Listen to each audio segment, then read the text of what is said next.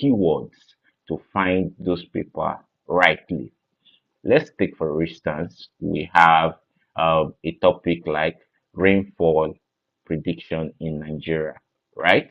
Now, how do we find the right papers to all of this, to get all the right papers for our academic journals in this particular field? To get that or to make that work, we have to look for papers that are connected and are related to this topic, which is rainfall prediction in Nigeria.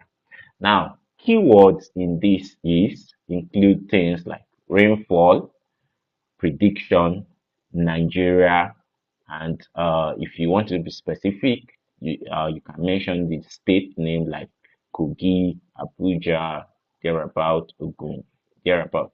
So now the keywords there are rainfall prediction and Nigeria.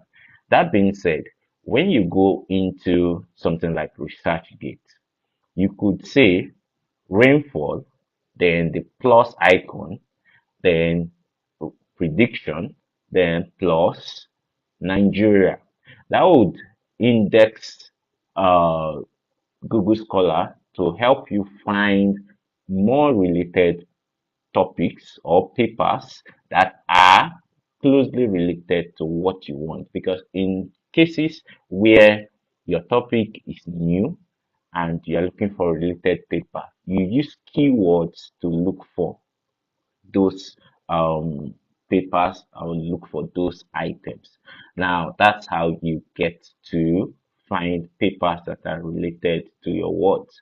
Now, the use of abbreviations and filters could also help. Cases where there are common abbreviation in your fields that are used, you could also add them as keywords in your search for Google Scholar.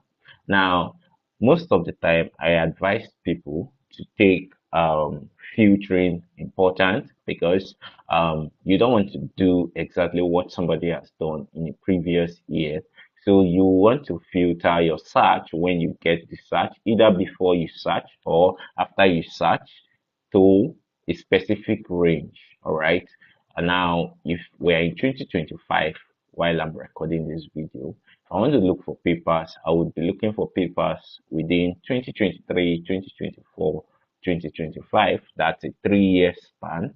That would give me the large space to get what are the most recent and relevant work in that field, right? So that is why you have to take note of finding the right way to filter your data or filter the search to get the necessary information.